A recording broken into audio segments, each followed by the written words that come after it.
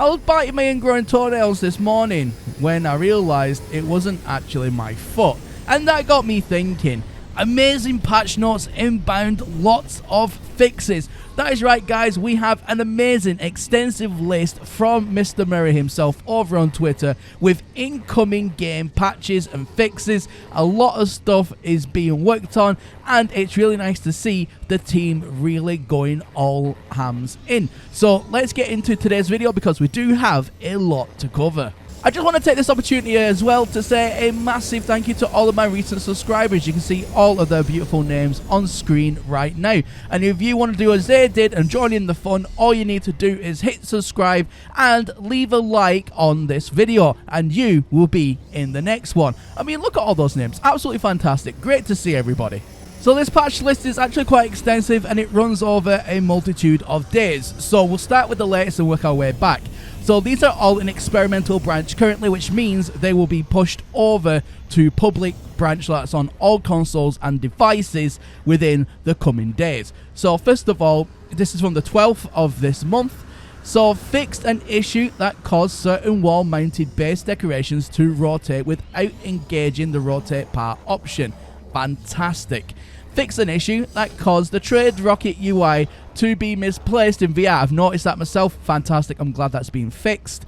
Fixed an issue that prevented some technologies from being installed in freighter inventories. Fixed an issue that prevented the teleport receiver from being installed inside a Sentinel interceptor. Fantastic. I noticed that as well. Glad that's been fixed. Fixed a crash related to memory allocation. So moving onwards, this is from the 11th of this month, so it's the day before. Fixed an issue that caused refiners and other related technologies to fail to show the charging status correctly. Fixed an issue that could cause a severe performance drop when joining other players' games directly from the front end, if that other player was aboard the space anomaly. Yes, that was actually a massive issue, and a lot of people had to join their friends outside of the anomaly, make sure that their friend itself that was trying to join was also outside the anomaly. That was a major issue before the Interceptor update, so I'm glad that has actually had some attention to it, and hopefully, fingers crossed, it's fixed. Fixed some text issues. Fixed a tag in issues with the Exomech. Fantastic. Lots of good fixes there. Really happy. So let's continue. So this one is from the 7th of this month, and again, this is all still on experimental branch versions only. Nothing, as far as I'm aware, has been punched over to released yet, but as always, I will keep you in the loop about that. Fixed a rare issue that could cause a blocker after restarting a mission.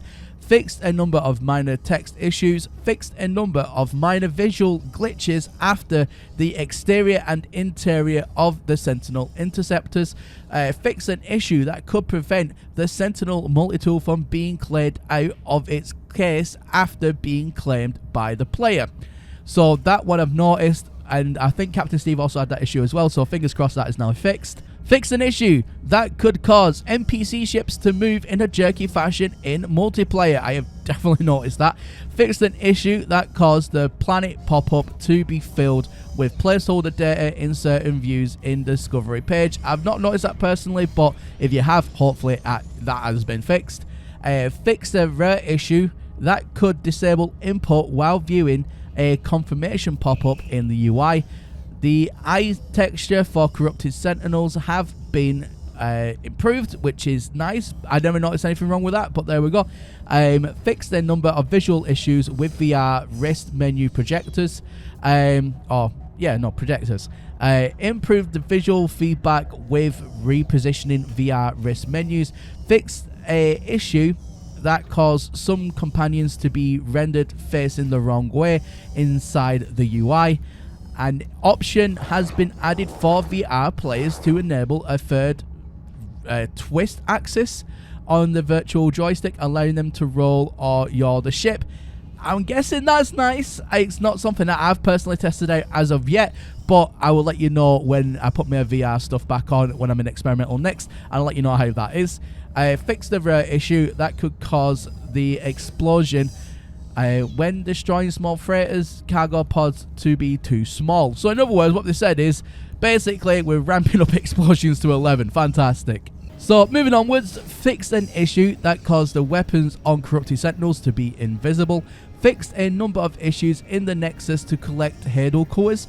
Fixed an input issue affecting a number of UI screens in VR. Fixed a number of collision issues with oxygen and sodium plants. The error message displayed when using an echolocator in a system without a harmonic camps has been improved. Jesus Christ, that was a tongue twister. Hello Games, please make the names of these a little bit easier to read.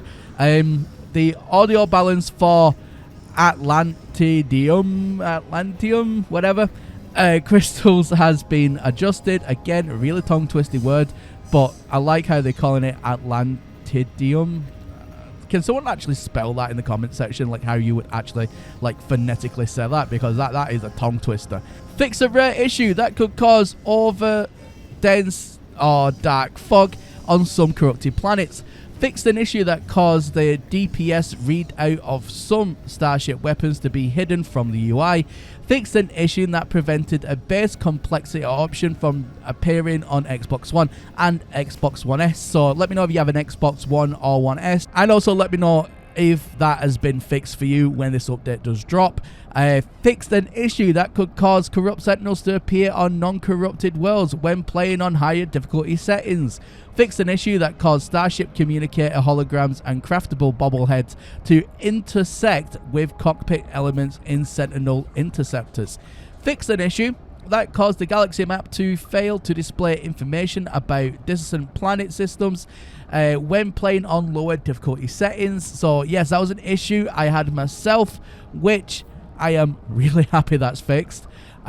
Fixed an issue that caused the analyst visor to report Sentinel ships as buildings. Fixed an issue that caused the message intended to warn players that the pulse drive has been disabled to incorrectly report that the pulse drive was available to use. So I mean, there we go guys, at the end of the day, lots of amazing fixes. And right now, like I said, they are on experimental branch versions, so you can go ahead and play them right now if you're on PC and you have the experimental option enabled.